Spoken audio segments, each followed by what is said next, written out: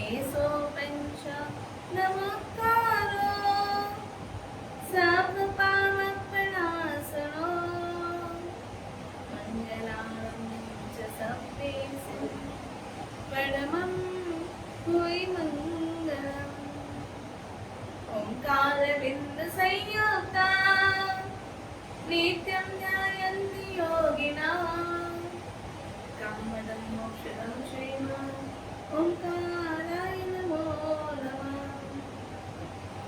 सर्वारिष्ट प्रणासाय सर्वाभीष्टार्थदायिने सर्वलब्धि निधानाय श्री गौतम स्वामिने नमः गच्छ गच्छ देवीसं भारतभूमि भास्करम् गुणसागर सुरीसं नमाम्यहं तपोनिधिम् अखण्डमण्डलाकारं व्याप्तं येन चराचरं तत्पदं दर्शितं येन तस्मै श्री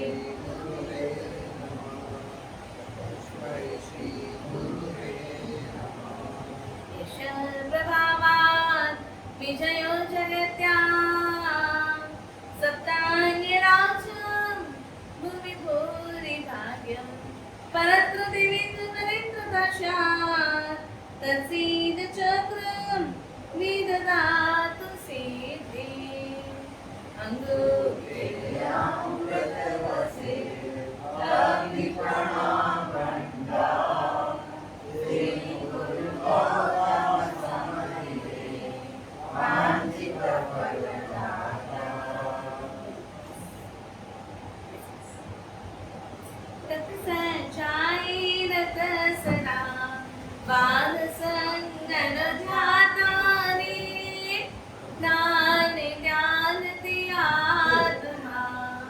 जगबंधव जगदाधारी परम उपकारी પરમ મંગલકારી એવા શાશ્વત પર્વનો આજે કેટલામો દિવસ? ચોથો દિવસ. અને આ ચોથો દિવસ કોને સમર્પિત છે? ઉપાધ્યાય ભગવંતને. આજનો દિવસ એટલે ગુરુપદનો સેન્ટરનો દિવસ. ઉપાધ્યાય ભગવંત સેતુ છે, ઉપાધ્યાય ભગવંત પુલ છે, ઉપાધ્યાય ભગવંત એક બ્રિજ છે. મુનિ ભગવંત અને આચાર્ય ભગવંતનું કનેક્શન કરાવો. જગ બંધવ જગ ભ્રાતારે જ્ઞાન ધ્યાનમાં રત સદા તપસજ્જાય રત સદા જગ બંધવ જગ ભ્રાતા આટલી ઉપમા ઉપાધ્યાય ભગવંતને આપવામાં આવી છે.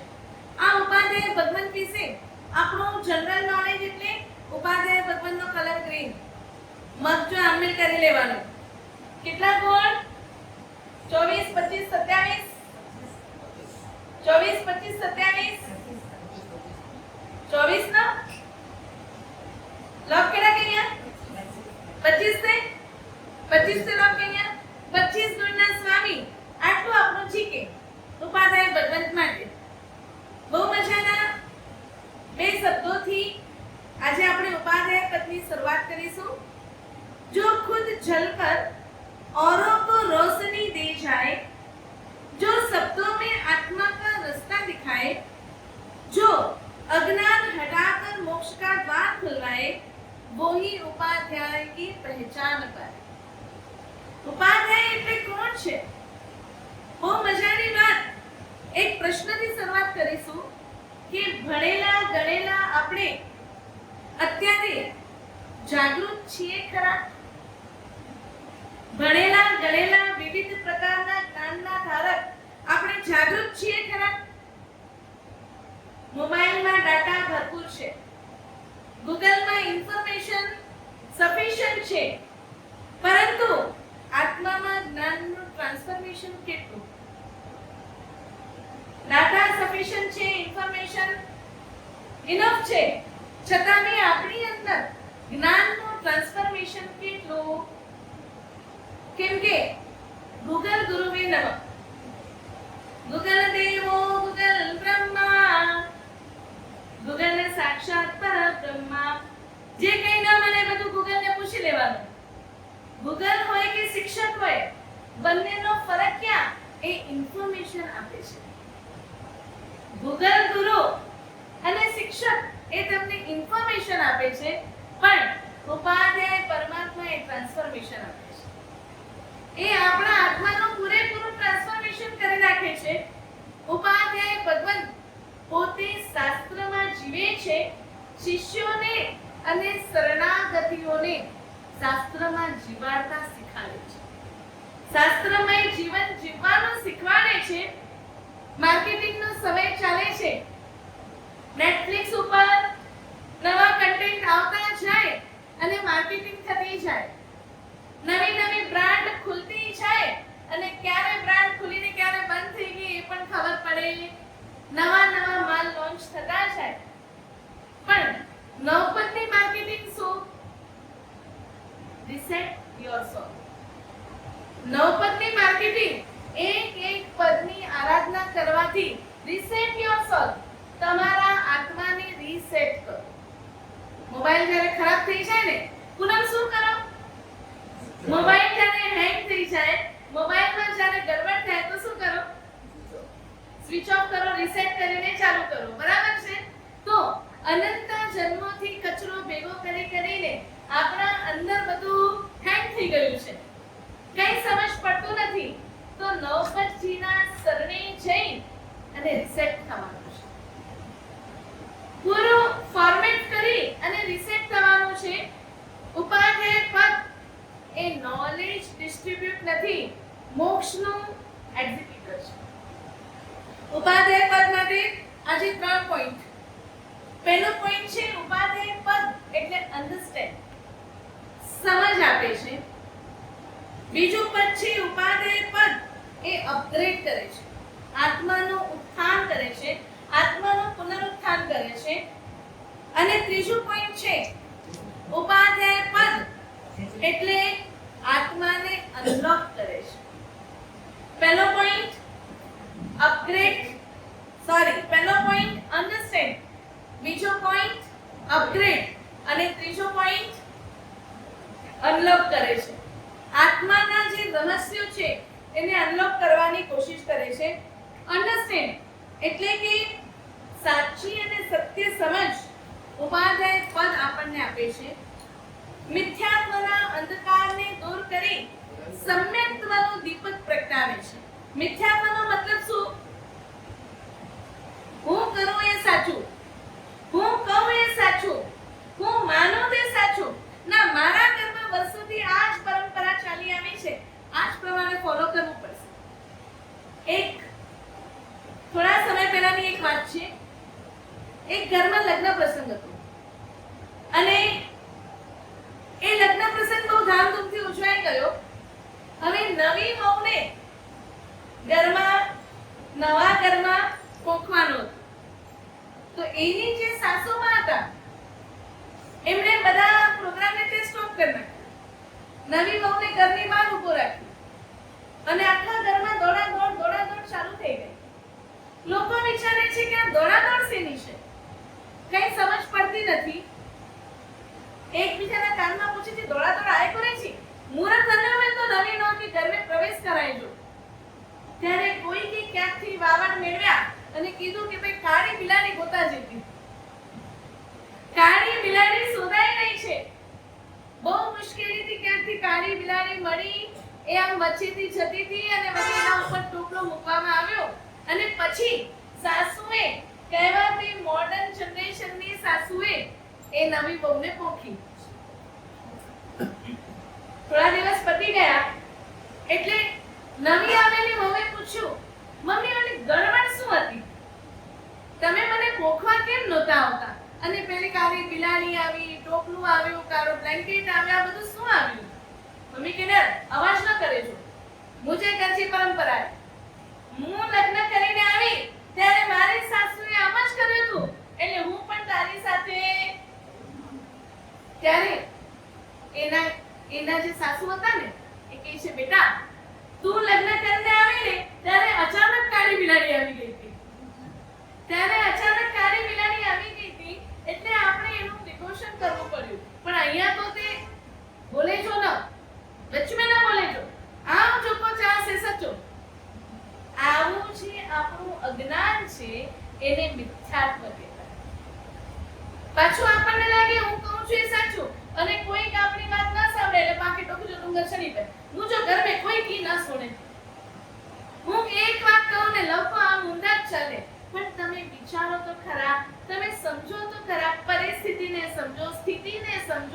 સામેવાળા વ્યક્તિને સમજો. સમજવાનું તો આપણે બીજાને ભૂલી જ જવાનું. મને બધા સમજો. મારા સાહેબ કે ઘર में કોઈ સમજે જ નતો અને દીક્ષા લઈ રહ્યો. એક માછી આવ્યા મને કે મારા સાહેબ ચોમાસું ઉતરતા દીક્ષા આપી દો. અને મેં તો એવું સાંભળ્યું છે કે ચોમાસામાં બી ઉગતી સહિત આવેલો છે એનો સંકલ્પ એટલે બધું ઘરેથી લઈને આવી જાવ તો હું તમને દીક્ષા આપી શકું. મેં પૂછ્યું કેમ માજી આટલો બધો વૈરાગ્ય?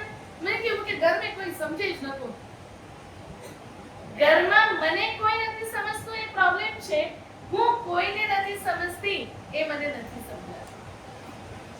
એટલે ઉપાધ્યાય ભગવંત જે જ્ઞાન આપે છે એ જ્ઞાનના માધ્યમે એક સમજ આપે છે. એક સત્યનો એક વાસ્તવિકતાનો સ્વીકાર આપે છે. ઉપાધ્યાય ભગવંતનો બીજો પોઈન્ટ એટલે અપગ્રેડ. આત્માના સ્તરને આપણે ઊંચે લઈ જવાનું છે. ધીરે જ ગતિમાં હતા એ સ્વભાવ એ જ સુખ આપણને અત્યારે ગમે.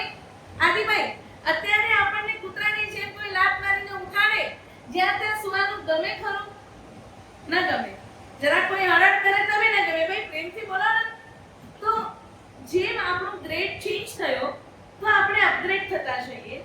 તો જે સંસ્કારો આપણી અંદર જ્યારે ધર્મ પામ્યા ત્યારે હતા, ધર્મની શરૂઆત પહેલા જે હતા એ સંસ્કારો અપગ્રેડ થવા જોઈએ કે ન થવા જોઈએ? જેમ જેમ જીવનમાં ધર્મની આરાધના વધે, પ્રભુ નામ સ્મરણ વધે, આપણા જીવનમાં તપ વધે, જપ વધે, સમજ વધે, આપણી ઉંમર વધે, તેમ આપણા જીવનમાં જ્ઞાન અપગ્રેડ થવું જોઈએ કે ના જોઈએ? સંસ્કાર અપગ્રેડ થવા જોઈએ કે ન જોઈએ? ઉપાધ્યાય ભગવંત સાધારણ જીવને અસાધારણ બનાવે છે. સમયે સમયે મોબાઈલ અપગ્રેડ થાય તેમ ઉપાધ્યાય ભગવંત આપણને આત્માને અપગ્રેડ કરવાની વાત કરે છે. આપણને જ્યારે સ્કૂલ ભણ્યા ને ત્યારે એક કોમન નિયમ પાયથાગોરસનો શીખ્યા હતા ને, બરાબર છે? કીર્તિભાઈ પાયથાગોરસનો નિયમ કેટલી વાર લાઈફમાં યુઝ કર્યા?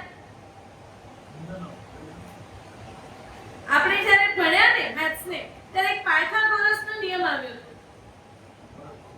હા, નરેન્દ્રમાં લાઈફમાં કેટલી વાર યુઝ કર્યા? આકે ના આવ્યો? તમારી તો લાઈફ હજી શરૂ થાય છે. એટલે ઘણી વખત આપણે કહીએ કે જે ભણ્યા છીએ ને એ લાઈફમાં ક્યાંય ઇમ્પ્લિમેન્ટ આવ્યું નથી, ક્યાંય કામ આવ્યું નથી. અને એ પાયથાગોરસનો નિયમ એટલે શું શીખવાડે?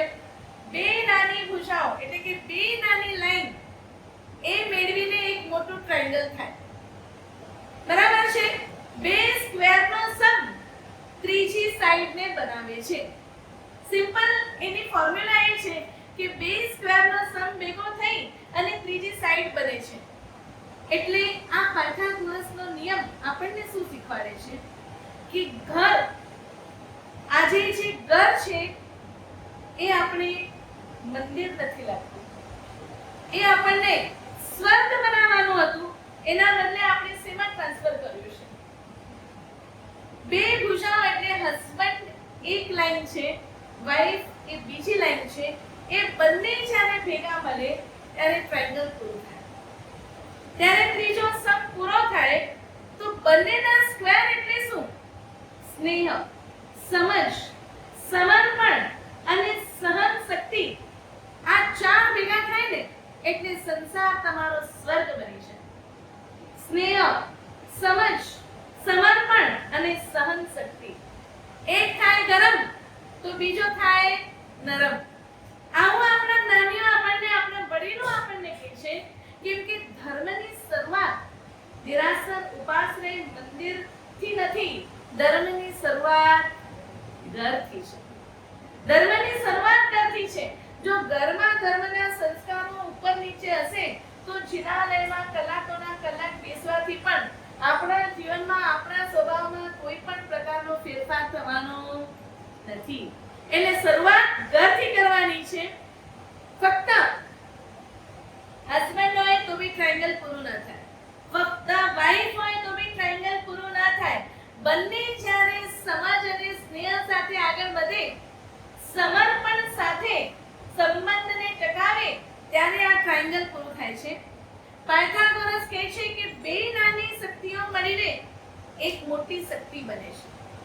બે નાની શક્તિઓ મળીને એક મોટી શક્તિ બને છે અને હસબન્ડ અને વાઈફ મળીને એક સુંદર મજાનું જીવન બનાવે છે. ઘરને નંદનવન બનાવે છે, ઘરને સ્વર્ગ બનાવે છે. ઘરને નંદનવન બનાવવું, ઘરને ઉપવન બનાવવું, ઘરને ગાર્ડન બનાવવું કે ઘરને ઘંટા ગાડી બનાવી એ કોના હાથમાં? એ કોના હાથમાં? હવે ભાઈ આપણે ઘરને શું બનાવીએ છીએ? મને કહો કે કદાચ આપણને 1 કલાક બેસવું પડે તો ઘંટા ગાડી પાસે બેસવાનું ગમે કે ગાર્ડન પાસે બેસવાનું ગમે? દીપકભાઈ, ઘંટા ગાડી પાસે બેસવાનું ગમે કે ગાર્ડનની સુગંધ ગમે? ગાર્ડનની. તો આપણને ઘરમાં જો 1 કલાક બેસવું હોય તો કેવું લાગે? ઈ ત્યારે ક્યાં ઘરમાંથી બચો કા કોઈકના ફોનમાં ચીપકી જઈએ કા કોઈક સાથે વાતો કરવામાં. આજે ઘણા ઘરે રવિવાર એટલે મોટી સમસ્યા લાગે. રવિવાર એટલે મોટી સમસ્યા લાગે કેમ કે વીકમાં તો બધા પોતપોતાના કામમાં બિઝી હોય એટલે વાંધો ન હોય. રવિવાર હોય એટલે બધા ભેગા થાય એટલે થોડુંક ઉપર નીચે તણખલા છટકાના સમય આવી છે. એટલે અહીંયા કહે છે કે બે મોટી શક્તિઓ મળી અને બે નાની શક્તિઓ મળીને એક મોટી શક્તિ બને છે. એક ભુજા ખોટી હોય તો ટ્રાયંગલ બને જ નહીં. એ જ રીતે જો આપણા જીવનમાં કોઈકના જીવનમાં ક્યાંક ઈગો વધી જાય, ક્યાંક વાતચીત કરવાનું બંધ થઈ જાય તો પછી તમારા જીવનનું ટ્રાયંગલ પૂરું થાય. મુકે બોલનું જ નહીં આયા કે સમજતે જ નતો છે આ કે સુનતે જ નતો છે. મુજે ગાલ નહીં સમજે જ નતા શકો મુકે બોલનું જ નહીં. એટલે વાત કરવાનું જ્યારે બંધ કરી દઈએ ને તો કોઈ પણ વસ્તુનો સોલ્યુશન નીકળે નહીં. અને સ્ટ્રેસમય જીવન જીવવા કરતા સોલ્યુશન કાઢીને જીવન જીવવું એ આત્માને અપગ્રેડ કરવા જેવું છે. આત્માનું અપગ્રેશન એટલે શું? સ્ટ્રેસમય જીવન છોડી અને સોલ્યુશન વાળું જીવન જીવવાનું છે. કંઈ પણ પ્રસંગ બની જાય, ઘટના ઘટી જાય, આપણને એમ લાગે કે હવે મને કીધું છે તો એ વખતે એકબીજા સાથે બેસીને શાંતિથી વાત કરો. વાતનું સોલ્યુશન લાવવાની કોશિશ કરો. ડાયરેક્ટ અઝમ્પશન પર ન આવી જાઓ. જેટલી સતીઓ થઈ ગઈ છે ને એમના જીવનમાં પ્રોબ્લેમ આ જ આવ્યા છે. કલાવતી નામના સતી જેમને ભાઈ આવીને 2 કડા ગિફ્ટ આપી જાય છે અને એ બંને કડાને જોઈને જો નાની પણ વસ્તુ પિયરથી આવી હોય ને એની કિંમત હોય તો બંને કડાને જોઈને માં સતી બહુ રાજી થાય છે. જેણે મને આપ્યું છે એ જુગ જુગ જીવો. એને મારા ઉપર કેટલો પ્રેમ છે, કેટલો આદર છે, કેટલો અહોભાવ છે. આ એનો પ્રેમ દેખાય છે. હવે આ પ્રેમ શબ્દ છે ને એને આપણે કઈ રીતે લઈએ છીએ ને આપણા ઉપર છે. આપણી સોચ પ્રેમ માટે વાસના લાવે છે. આપણી સોચ પ્રેમ શબ્દ માટે વિકાર લાવે છે. આપણી સોચ પ્રેમ શબ્દ માટે વિષયને ઊભા કરે છે કે શું કરે છે એ આપણા ઉપર ડિપેન્ડ છે. રાજાએ માત્ર એટલું સાંભળ્યું કે આ કળા લાવવાનું ભલું થજો, એનો મારો પ્રેમ અખંડ રહેજો. બરાબર છે? રાજાને આવ્યો ગુસ્સો. રાજાએ બેસીને વાત નહીં કરી. કોઈ કન્વર્સેશન થયું નહીં બંનેની વચ્ચે અને રાજા એક અઝમ્પશન પર આવી ગયા કે મારી રાણી મારી સાથે વિશ્વાસઘાત કરે છે, એ હવે મને ન જોઈએ. એટલે એમણે શું કર્યું? આટલે માત્રથી છોડી નહીં દીધું.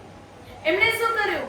મહારાણી પ્રેગ્નન્ટ હતા, પૂરા દિવસો ચાલુ હતા, ગમે ત્યારે ડિલિવરી થવાના ચાન્સીસ હતા. એવા સમયે રાણીને જંગલમાં મોકલી દીધા. જંગલમાં મોકલીને જંગલમાં બંને કાંડા કાપી નાખ્યા. વિચાર કરજો કે આપણી કોઈક વાતને સિદ્ધ કરવા માટે કયા લેવલ સુધી જઈ શકીએ. કદાચ તમે ખૂન કરો, કદાચ એવું નહીં કરો, પણ તમારા મનમાં એક ગાંઠ બંધાઈ જાય, એક અપ્રીતિ બંધાઈ જાય, એક વેરનો સ્વભાવ. ખાલી નોર્મલી હસીને કોઈ બોલ્યું હોય ને તો આપણને એમ લાગે આને આવવાની જે મનમાંથી ઉતરી ગઈ. આવા શંકાના વાદળોથી આજે કેટલા સંસાર તૂટે છે. મોબાઈલ ચેક કરવાના, ચેટિંગ ચેક કરવાની, WhatsApp ચેક કરવાના, કેટલું બધું ચેક કરવાનું અને એમાં કંઈક મળી ગયું હોય, નોર્મલ હોય, કંઈ જ ન હોય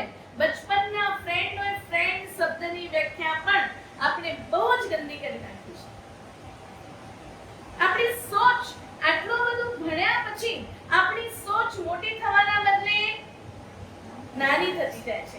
બે ફ્રેન્ડનો મતલબ શું? બે ફ્રેન્ડનો મતલબ શું? બધી ખરાબી જ. એટલે આપણી અંદર કેટલી ખરાબી ભરેલી છે કે આપણને વાત વાતમાં કોઈ હસીને બોલે છે તોય આપણે એનો ઊંધો અર્થ લઈ લઈએ છીએ. એક કડા જ્યારે રાજાના હાથમાં પાછા ગયા ને, રાજા જુએ છે કડા ઉપર કલાવતી રાણીના ભાઈનું નામ લખેલું હતું. એ સમય એવો હતો કે જ્યારે એ રાજાના સિમ્બલ બનાવવામાં આવતા, જે પ્રદેશના એ દાગીના હોય એના. અને પછી અફસોસનો આવા પ્રસંગ આપણા જીવનમાં કેટલી વાર બન્યા હશે. ખોટા અઝમ્પશન કરીને પછી આખી લાઈફ પર આપણે અફસોસને ભોગવવું પડે. એટલે જ અહીંયા કહે છે કે એકબીજાના વચ્ચે સંવાદ થવો બહુ જરૂરી છે. બીજું આપણું એક વીક પોઈન્ટ શું હોય? આપણને એમ લાગે કે બધા મારા પ્રમાણે બદલવા જોઈએ. મારા આવે ને છોકરીઓ લગ્ન કરે એટલે મારા ઘરની આ રીત વાત છે, તમારે આ પ્રમાણે બદલવું પડશે. તમે જ્યારે લગ્ન કરો છો તમારે શું બદલવું પડ્યું? ઘર તમારું, પરિવાર તમારો, વાતાવરણ તમારું, સ્વાદ તમારું, બધું જ બરાબર. અને આપણે અપેક્ષા રાખી કે આવનારી વ્યક્તિ સડનલી બદલી જાય. એ શું રોબોટ છે? એના બી 20-25 વર્ષના કંઈક સંસ્કારો છે. એને એક સમય આપવો જોઈએ. એ આપણે નથી. અને પછી વાતમાં એમાં આપણા ઘર્ષણો ભેગા થતા જાય છે. એકબીજાની ડિફરન્શિએશનને એક્સેપ્ટ કરતા શીખો. કેમ બદલાવું ભાઈ? હું મારી જાતને નથી બદલાવવા માંગતો તો સામેવાળાને કેમ બદલાવું? એને તો કેટલું બધું બદલાવાનું. એનો સંબંધ બદલાય, એના ટેસ્ટ બદલાય, એના સંસ્કારો બદલાય, એની રહેણી કરણી બધું જ બદલાઈ જાય. તો એક સમય તો આપણે પ્રેમથી સ્વીકાર કરીએ અને કોઈના ડિફરન્શિએશનને એક્સેપ્ટ કરવું એ સૌથી મોટી કળા છે. એ જેવા છે એવા જ એક્સેપ્ટ કરશો ને તો ધીમે ધીમે એ સેટ થઈ જશે. સેટ થતા થોડી વાર લાગે પણ એ સેટ થઈ જશે. પણ આપણને એમ લાગે બધું ઇન્સ્ટન્ટ રોબોટ વાળી સેટ થી ન ખપે. તો એ સેટ થાય. તમે દૂધમાં સાકર નાખો ને તો એ દૂધમાં સાકરને મિક્સ થતા પણ કંઈક સમય લાગે. દૂધમાં કેસર નાખો ને એ કેસરનો કલર પકડતા પણ તૃપ્તિબેન કેટલી વાર લાગે? વાર લાગે કે નહીં? તમે દૂધમાં એલચી નાખી છે તો એલચીનો ટેસ્ટ પકડતા. તમે પનીરનું શાક બનાવવું હોય તો ગ્રેવી સવારના કરો અને સાંજે એનો ટેસ્ટ વધે ક્યારે? કંચનબેન બરાબર છે. બધાને એક સમય જોઈએ છે અને એ સમય આપણે કેટલાને આપીએ છીએ? એ સમય બહારના લોકોને આપવા માટે આપણને પ્રોબ્લેમ નથી. જેમની સાથે રહેવું છે એમને તમારો કિંમતી સમય આપો. આત્માને અપગ્રેડ કરવાનો મતલબ શું? આપણા અંદરના જે આવા અનાદિના સંસ્કારો છે ને એને બદલવાના છે. સમાજને બદલવાની જરૂર નથી. આપણી વિચારધારા, આપણી સમજ શક્તિને બદલીએ તો હર ઘરમાં નંદનવન ઊભું થઈ જાય. તો હર ઘરમાં નંદનવન ઊભું થાય. ઘરમાં આપણી શાંતિ કેમ નથી? કેમ કે આવી કોઈક ને કોઈક વાર મારી બહુ વહેલી ઉઠે નહીં અને મારી દીકરી મોડી ઉઠતી હોય તો મારા સબ સત્તે સુખી है बराबर. मुझे दी के ना मुझे दी जे सास है ना चाय भी हाथ में दिए એ ચાલે. અને તમને ક્યારેક એકાદ કપ ચાય ગરમ આપવા જવું પડે તો શું લાગે? બાપ રે આ સુધી પી રહે મુझे નહોત. હંમેશા ડુંગર દૂરથી દરિયામાં. બહારનું બધું જ સારું લાગે પણ જ્યારે કાળી રાતે તમને ઇમરજન્સીમાં જરૂર પડે ત્યારે પહેલું ઊભું થઈને કોણ આવશે? કોણ આવશે? એ ખબર નહીં છે છતાં આપણે જેની સાથે રહેવું છે એને બે શબ્દ પ્રેમથી બોલવાના નહીં, બાજુવાળાના વખાણ કરવાના. પછી કેવું લાગે? અપગ્રેડ કરવું આત્માને. એટલે આપણી ક્યાં ભૂલો થાય છે એને સમજીને એને બદલવાની કોશિશ કરવાની છે. આપણે અત્યાર સુધી જે અભ્યાસ કર્યો ને એ માત્ર માર્ક્સ મેળવવા માટે, માત્ર પાસ થવા માટે, ક્લાસમાં ઉપર જવા માટે. બરાબર છે? એટલે આપણે શું ભણ્યા છીએ આપણને કેટલું યાદ છે? कितनी याद है कि तुम 5th स्टैंडर्ड में कौन पढ़ी हुई है? 5th स्टैंडर्ड छोड़ी दो, 10th स्टैंडर्ड कॉलेज में भी શું ભણ્યા છીએ? પાસ થઈને ડિગ્રી મેળવીને, બરાબર છે? જીવી ચાર ભણ્યા, નવતત્વ ભણ્યા, તમે કર્મગ્રંથ ભણ્યા, 5 પ્રતિક્રમણ ભણ્યા, પણ આપણું મોટિવ શું? કડકડાટ સમાજમાં પ્રતિક્રમણ બોલાઈ શકે. જીવી ચાર ભણ્યા તો કયા જીવને કયા દોષ લાગે છે, કેટલી પીડા થાય છે, કેટલા અંગો છે એ નથી ખબર. નવતત્વમાં જીવ સાથે હું દુશ્મની કરું છું, અજીવ સાથે દુશ્મની કરું છું. ગુસ્સો આવ્યો, હાથમાંથી મોબાઈલ ફેંકી દીધો, મોટો મોબાઈલ હોય કેટલો પણ, ગુસ્સો આવ્યો, હાથમાંથી ફેંકી દીધો, ટીવી તોડી દીધો, નુકસાની કોને? એ અજીવ છે. એને આપણે શું બગાડ્યું? પુણ્ય અને પાપ એ માત્ર બોલવાના શબ્દો છે, પણ હું કોઈકને હર્ટ કરું છું, મારા પાપનો બંધ થાય છે એવું આખા દિવસમાં આપણને કેટલી વાર યાદ આવ્યું? કમ સે કમ રાતના સૂતી વખતે આજે મેં કેટલા જીવોને હર્ટ કર્યા છે એ દિલમાં ખટકે છે ખરું? તો એ નવતત્વ ભણવાનો મતલબ શું? એ નવતત્વ ભણવાનો મતલબ શું? જો અહીંયા ખટકતું નથી, સવારથી સાંજ સુધી જેટલા જીવોને હર્ટ કર્યા છે એકવાર બી યાદ આવતા નથી. બાકી તો લાગે આવું તો બરાબર કયો અનકે ચાઈને બરાબર કયો. એકડી વાર ના છો ને તો ભક્તિબેન ઘડી ઘડી મુકી દબાયામાં એકવાર કહી દીધું ને 100 વાર ની પીડા સહન. એટલે એક તો ખોટું કામ કરવાનું અને પછી એના ઉપર મોહર લગાડવાની. અગ્રેસન એટલે શું? તમે જે ભણ્યા છો, તમે જે જાણ્યું છે, તમે જે સાંભળ્યું છે એને લાઈફમાં ઇમ્પ્લિમેન્ટ કરો, એને પ્રેક્ટિકલ લાઈફમાં લઈ આવો તો જ અપગ્રેડ થશું. નહીં તો મારા સાહેબ વ્યાખ્યાનમાં બહુ મજા આવી, આ એકલી બાઈ કે પૂછું કરે છે મજા આવે, કરે છે મેં તમારા સાહેબ આટલો અવાજ સુની છે મજા આવે, અવાજ તમારો બહુ મીઠો છે એટલે હું વ્યાખ્યાન માંગુ છું. આવા હજારો પ્રવચન આપણે સાંભળી લીધા. એક પ્રવચનને હજારો પ્રવચનમાં બેઠા પણ એક પ્રવચનને દિલમાં બેસાડ્યું ને તો સમજો કે આપણું પ્રવચન પરમાત્માની એક દેશના નિષ્ફળ થઈને તો એને અછેરો ગણવામાં આવ્યો. પ્રભુ મહાવીર સ્વામીની એક દેશના નિષ્ફળ ગઈ તો એને અછેરો કહેવામાં આવ્યો. અમારી એક દેશના સફળ થાય તો એ અછેરો થઈ જાય, તો એ અછેરો થઈ જાય. પ્રવચનમાં બેઠા કેટલા, ધીસ ઇઝ નોટ ઇમ્પોર્ટન્ટ.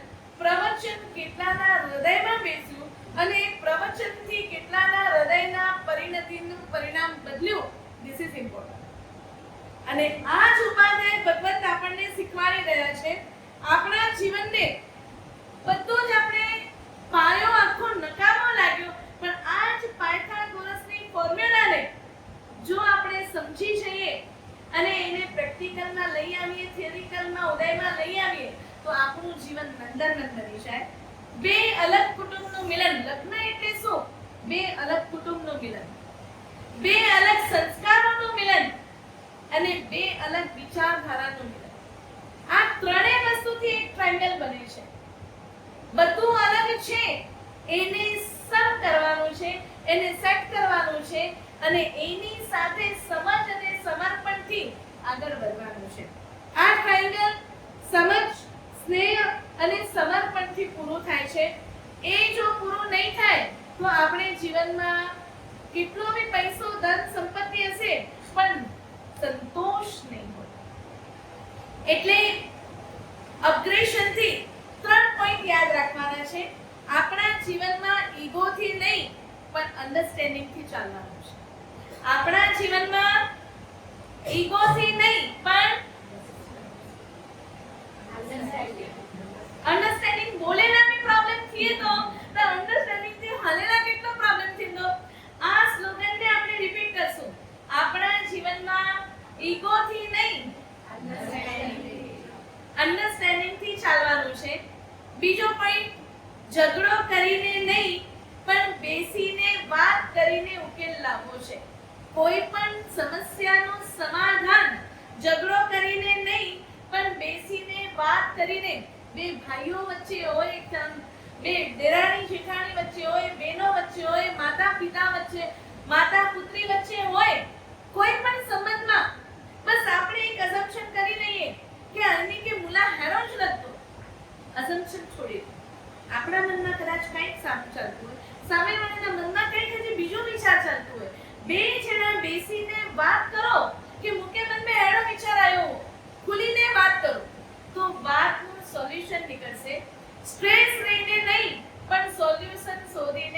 આગળ વધો. આજના 3 પોઈન્ટ. ઈગોથી નહીં પણ ઝઘડો કરીને નહીં પણ બેસીને વાત કરીને સુલઝાવવું. ત્રીજો પોઈન્ટ સ્ટ્રેસ લઈને નહીં સોલ્યુશનથી આગળ વધવું. અને આજનો ત્રીજો પોઈન્ટ છે ઉપાધ્યાય ભગવંત આપણા જીવનને અનલોક કરે છે. એટલે માત્ર સૂત્ર કે ફોર્મ્યુલા યાદ રાખવાથી નહીં પણ એનું બેઝ શું છે, એના મય જીવન કઈ રીતે જીવવું એ જણાવી અને આપણા આત્માના રહસ્યને અનલોક કરે છે. ભાઈ તારી પાસે જ બધું પડ્યું છે. એ જ્ઞાન મેળવવા તારે બીજી ક્યાંય નથી જવું. તમે જ્યારે પ્રવચનની શરૂઆત થાય ને એટલે આપણે આટલા બધા વંદન કરાવીએ, બરાબર? કેટલા સમાજના એક્સરસાઇઝ થતી જાય, ઉપર નીચે. મને એક વ્યક્તિ આવીને પૂછે છે, મારા સાહેબ એટલી એક્સરસાઇઝ કોલા કરતા ਅਸੀਂ જીમ में नहीं चलता. આચાર્ય ભગવાનને વંદન કરવાના, ગુરુ ભગવાનને વંદન કરવાના, જે એમની પાસેથી પ્રવચન સાંભળવાનું હોય એમને વંદન કરવાના. એટલું ઉપર નીચે તો ના થઈએ જો. કેમ કે વિનય એ જેમ આપણા જીવનમાં આવે ને તેમ આપણા અંદરનો જ્ઞાન ગુણ એક ખીલવા લાગે. આ સમજ કઈ બહારથી નથી લાવવાની. તમારામાં, મારામાં, આપણા સૌમાં આ બધી વસ્તુ છે. મને કહો અત્યાર સુધી હું જે વાત બોલી એમાંથી કેટલી વાત તમારા માટે નવી હતી? આદિભાઈ કેટલી વાત નવી હતી? કેટલી વાત? અમયભાઈ કેટલી વાત નવી હતી? જનરલી મારા કરતા દિવાળી તમે વધુ જોઈ છે, બરાબર છે? આપણે જીવનને અપગ્રેડ કરવાની જે વાત છે એ અનુભવોના આધાર ઉપર. પણ એ જ્ઞાન આવે ક્યાંથી છે? આત્મામાંથી જ છે. તમે જ્યારે વંદન કરીને બેસો છો એટલે જ્ઞાનનો દ્વાર ખુલી જાય છે. ઉપાધ્યાય ભગવંત અનલોક કરવા દ્વારા આપણા જ્ઞાનના દરવાજાને ખોલવાની કામ કરે છે અને એ જ્ઞાનને જીવનમાં ઉતારવાનું મન દ્રઢપણે થાય છે. સૂત્રોમાં જીવન છુપાયેલું હતું, આપણે ઓળખી ન શક્યા. સૂત્રોમાં જીવન છુપાયેલું હતું, આપણે ઓળખી ન શક્યા. ગુરુ મળ્યા પછી સમજાયું એમાં જ મોક્ષના રસ્તા હતા. બે શક્તિ મળીને સ્વર્ગ બનાવે છે જીવનને. ઘર નથી રહેતું, ઘર એ મંદિર બની જાય છે. ઘરને મંદિર કઈ રીતે બનાવવું? કેમ કે કેટલું બધું મેં ભણ્યા હશો, જાણ્યું હશે, શીખ્યું હશે. ઉપાધ્યાય ભગવંતનું સરનું શું છે? Green signal. ગ્રીન સિગ્નલ શેના માટે? સૌથી પહેલા તમારી લાઈફ હેપી થવી જોઈએ. લાઈફ હેપી થાય તો બીજું બધું જ હેપી થઈ જાય. મોય જાણે શોક સભામાં બેઠા હો, દિવ્યનીઓ મોં ખરીદે, આરો જ મોં પાછો રોંધોવે તો જીવનમાં હેપીનેસ ક્યાં? જીવનમાં હેપીનેસ નથી એટલે પછી ડિપ્રેશનની દવાઓ અને ફલાણી દીકરીને ડોક્ટરની મુલાકાત ઊભી રહી જાય છે. નેચરલ ખુશી લાવવા માટે ઉપાધ્યાય ભગવંતના શરણમાં જવાનું છે. એક ગ્રીન સિગ્નલ આપે છે. શેને ગ્રીન સિગ્નલ? તમારા લાઈફમાં પ્યોર નેચરલ હેપીનેસ લાવવાને. બસ આપણા જીવનમાં સ્નેહ વધારીએ, સમજ શક્તિ વધારીએ, સમર્પણ વધારીએ અને સમજણ વધારીએ તો આપણું જીવન નંદનવન થઈ જાય. મિસઅન્ડરસ્ટેન્ડિંગ, ઈગો, મિસકોમ્યુનિકેશન એને છોડી અને થોડું શું આપણા સંસારને તૂટતા બચાવવા માટે સ્નેહ, સત્ય અને સંવેદનાની જરૂર છે. જીવનમાંથી સંવેદના ઓછી થઈ ગઈ છે, ફીલિંગ્સ ઓછી થઈ ગઈ છે. બાર બતાવવાની આંખેમાંથી આંસુ છે. કંઈ પણ ઘરમાં બન્યું હોય ને, કોઈ પ્રસંગ થયો હોય, બે જણા વચ્ચે કંઈક ઘટના ઘટી હોય તો સ્ટેટસ થી વચ્ચેને આખી દુનિયા પર કહેવાય ને I am very sad. Sad status નાખીને આખી દુનિયાને બતાવશે કે મારા જેવો દુનિયાનો બીજો કોઈ દુખી નથી. દુનિયાને બતાવવા કરતા જેમની સાથે કંઈક થયું છે એમની સાથે બેસીને ફીલિંગ સાથે, સંવેદના સાથે એકબીજાની વાર્તાલાપને સાંભળીએ તો આપણા ભીતરમાં છુપાયેલું સત્ય બહાર નીકળે. વિવિધ પ્રકારના જે ભ્રમમાં આપણે જીવીએ છીએ એ આપણા ભ્રમ દૂર થઈ જાય. અહંકાર માં જે આપણે લોક થયા છીએ એને ખાસ કરીને અનલોક કરવાનું છે. આમ મને આઈ am something, I M everything, I M nothing.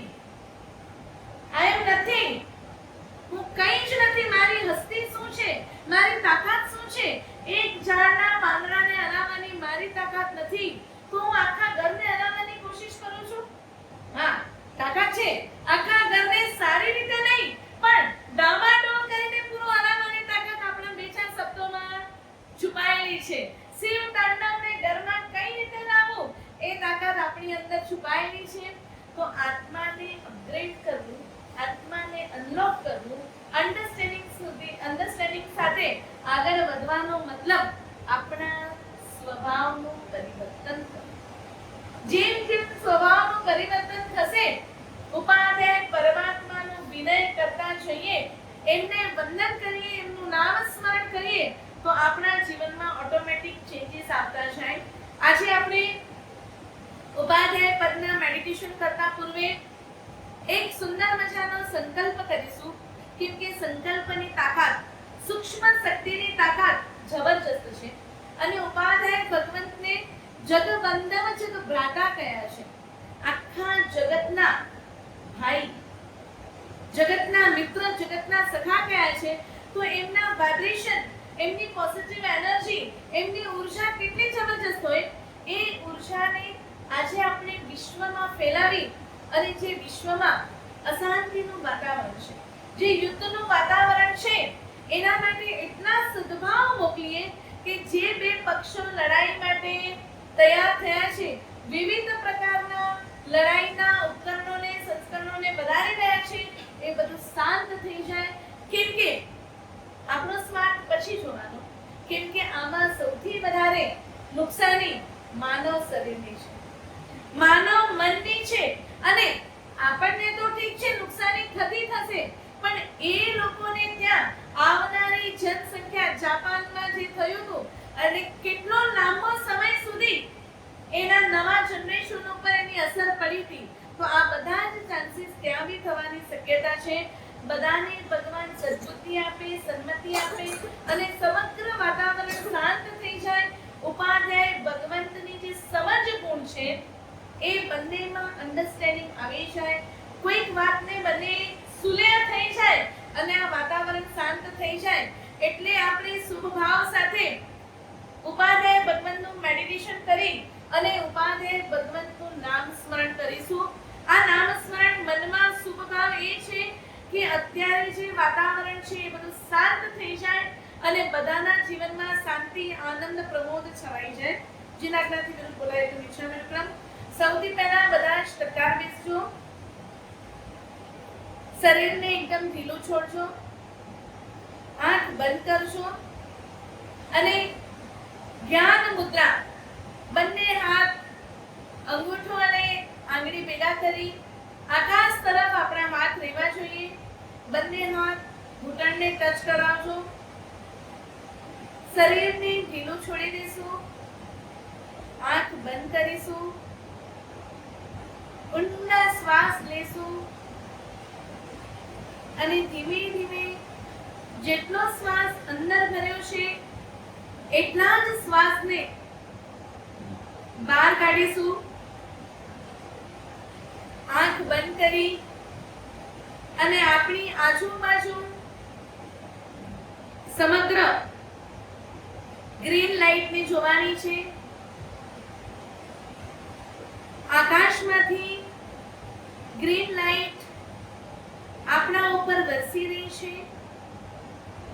Green સાથે આજે આપણે સ્કાય બ્લુ કલરની લાઇટને પણ ફોકસ કરવાનું છે, કેમ કે ઉપાધ્યાય ભગવંતનું શાસ્ત્રમાં મૂળભૂત વર્ણ પ્રિયંકુ કહ્યું છે, એટલે કે ગ્રીન અને બ્લુ નું કોમ્બિનેશન. ગ્રીન આપણા હૃદય ચક્રને ખોલે છે, બ્લુ એ આપણા થ્રોટ ચક્રને ઉગાડે છે. એટલે આપણા હૃદયમાં રહેલી શુદ્ધ વાણી, શુદ્ધ ભાવો સાથે બહાર આવે. એટલે ગ્રીન અને સ્કાય બ્લુ કલરની લાઇટને આપણે આપણા અંદર મસ્તક માર્ગેથી અંદર જતા જોવાની છે.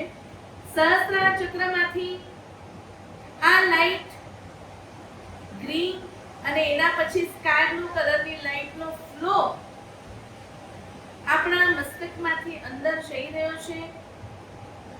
જે રીતે તમે શાવર લો છો એ જ રીતે ગ્રીન અને બ્લુ કલરનો શાવર, મોટો ધોધ આપણા અંદર જઈ રહ્યો છે.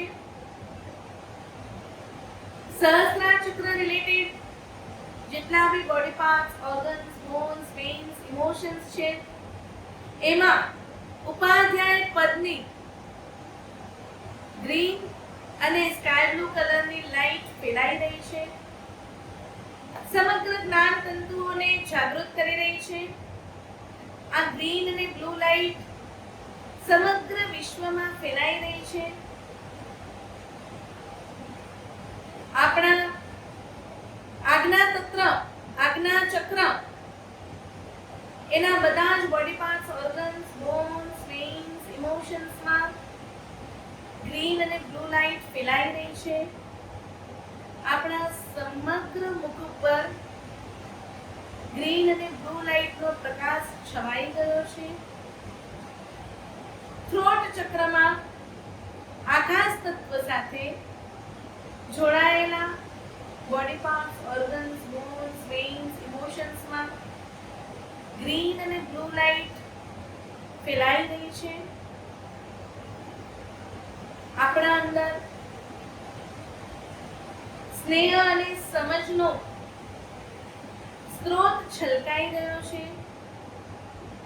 હાર્ટ ચક્ર અને વાયુ તત્વ રિલેટેડ જેટલા બી body parts, organs, bones, veins, emotions છે એ બધા જ ગ્રીન અને બ્લુ લાઈટથી ઢંકાઈ ગયા છે. આપણા હૃદયમાં પ્રેમનો દરિયો છલકાય છે.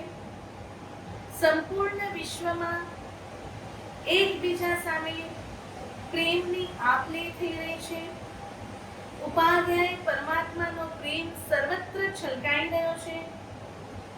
સમજ શક્તિ અને સહન શક્તિ સાથે સંવેદના ભરપૂર છલકાઈ રહી છે. ત્યારબાદ આપણું નાભી ચક્ર અને અગ્નિ તત્વ એ બંને સાથે રિલેટેડ જેટલા બી body parts, organs, bones, veins, emotions છે એ બધા જ ગ્રીન અને બ્લુ લાઈટથી છલકાઈ ગયા છે. નાભીથી શરૂ થતી 72,000 નાડીઓમાં પણ આ સ્પંદનો છલકાઈ રહ્યા છે. સ્વાદિષ્ટાન ચક્ર અને જલ તત્વ રિલેટેડ જેટલા બી body parts, organs, bones, veins, emotions છે એ બધામાં ઉપાધ્યાય પરમાત્માની ગ્રીન અને બ્લુ લાઈટ ના જે તરંગો છે એ ફેલાઈ રહ્યા છે. મૂલાધાર ચક્ર અને પૃથ્વી તત્વ રિલેટેડ જેટલા બી body parts, organs, bones, veins, emotions છે એ બધા જ ગ્રીન અને બ્લુ લાઈટથી છવાઈ ગયા છે. આપણા મગજમાં, કોન્શિયસ, સબકોન્શિયસ માઇન્ડમાં કોઈ પણ નેગેટિવ થોટ્સ છે હતો એ બધા જ ધરતી માતામાં સમાઈ ગયા છે. સંપૂર્ણ પ્રેમની નદી ઉપાધ્યાય ભગવંતની ઉર્જા આપણી અંદર પ્રવાહિત થઈ રહી છે. હવે શુભ ભાવ સાથે એક લયમાં, એક તાલમાં સૌથી પહેલા આપણે ઓમનું ઉચ્ચારણ કરીશું. ઓ બોલતી વખતે આપણો સ્વર નાભીમાંથી બહાર નીકળશે. ઓ બોલતી વખતે બ્રીથને સ્ટોપ કરીશું. મ બોલતી વખતે જેટલું બ્રીથ લીધું છે ધીમે રહીને બધાને છોડી દઈશું. કેમ કે ઓમ એ પ્રાણ શક્તિ છે, સર્વધર્મ માન્ય છે અને એનો જે પાવર છે એ આપણે અત્યારે સંપૂર્ણ વિશ્વમાં મોકલવું છે, જેના કારણે થઈ રહેલો સંહાર બંધ થઈ જાય. એક સાથે આપણે બ્રીથ ઇન આઉટ કરી અને ઓમનું ઉચ્ચારણ કરીશું.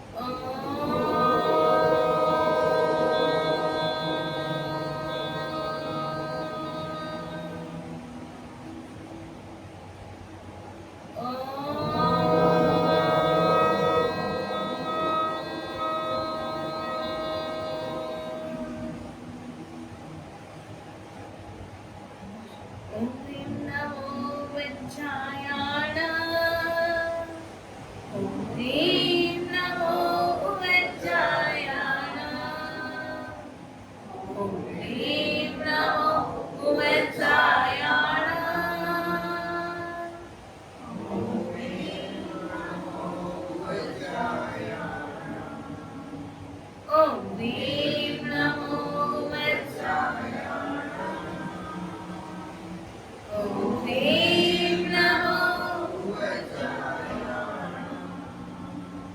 ઓમ દેવ નમો વજ્રાયણ ઓમ દેવ નમો વજ્રાયણ ઓમ દેવ નમો વજ્રાયણ ઓમ દેવ નમો વજ્રાયણ ઓમ દેવ નમો વજ્રાયણ ઓમ દેવ નમો વજ્રાયણ ઓમ દેવ નમો વજ્રાયણ ઓમ દેવ નમો વજ્રાયણ ઓમ દેવ નમો વજ્રાયણ ઓમ દેવ નમો વજ્રાયણ ઓમ દેવ નમો વજ્રાયણ ઓમ દેવ નમો વજ્રાયણ ઓમ દેવ નમો વજ્રાયણ ઓમ દેવ નમો વજ્રાયણ ઓમ દેવ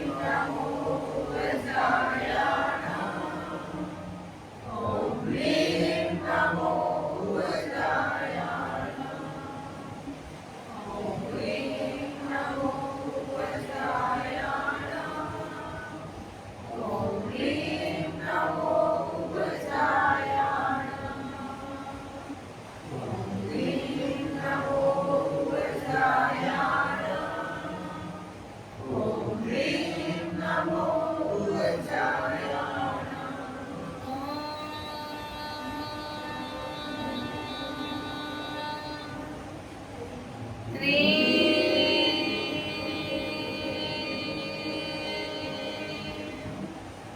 નમો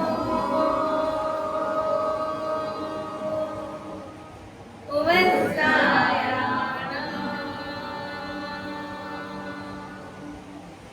ઓમ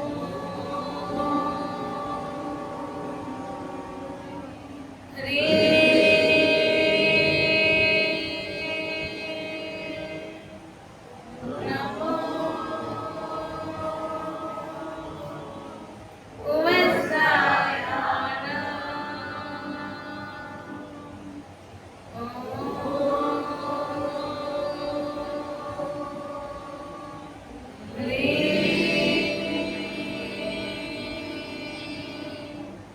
નમો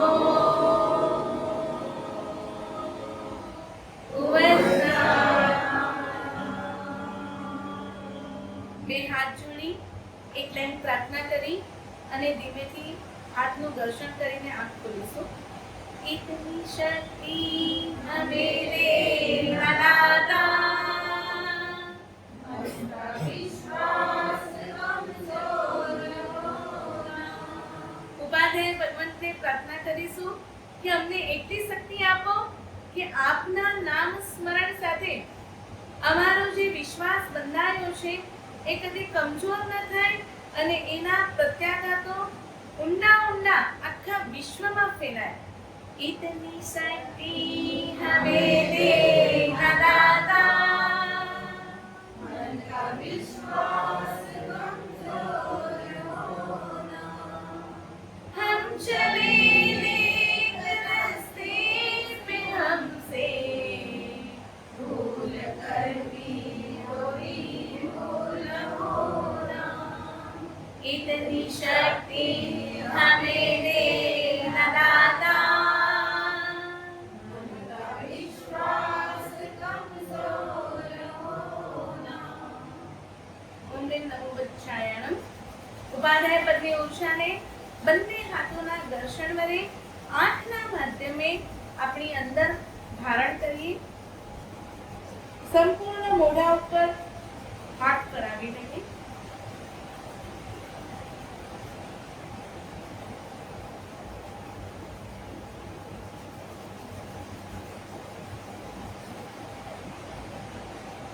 ધીમે રહીને આંખ ખોલીશું અને ઉપાધ્યાય ભગવંત માટે આજે એક સુંદર મજાની રચના થઈ છે એ આપણે સાથે ગાઈ અને પછી સર્વમંગલ કરીશું. સાથે ફાવે તો ભલે, નહીં તો તાળીઓના તાલ સાથે આ પદને ચિલાવવાની કોશિશ કરજો.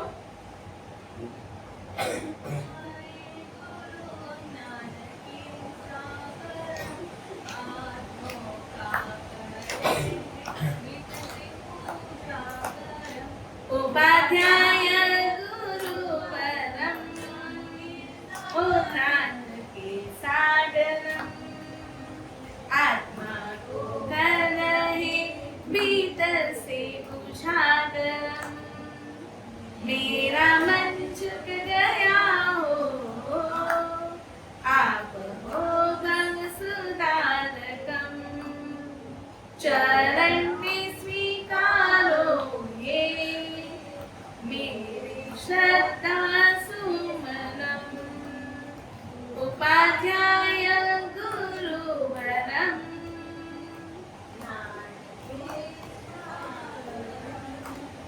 अंतर की ताले सब आपने खोले हैं अज्ञान के बादल तल में ही दोए उपाध्याय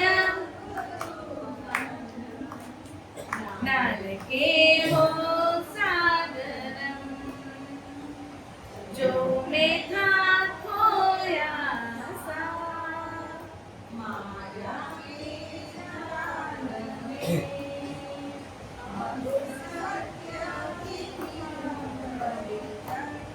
भीतर में प्रगति है उपाध्याय गुरुवरम ज्ञान के हो ना कुछ मेरा रहा ना कुछ बचा यहाँ सब कुछ समर्पित है गुरु पर आप जहाँ उपाध्याय हो गुरु परम ज्ञान के हो गुरु कृपा से अब ये आत्मा जागे अब बढ़े ये कालवा उपाध्याय हो गुरु परम ज्ञान के हो महोदय कारी आपके स्पर्श से मन मेरा झुकता ही जाए विनय की सरिता में मेरा बहता ही जाए उपाध्याय हो गुरु परम ज्ञान के हो यशोदय उजास से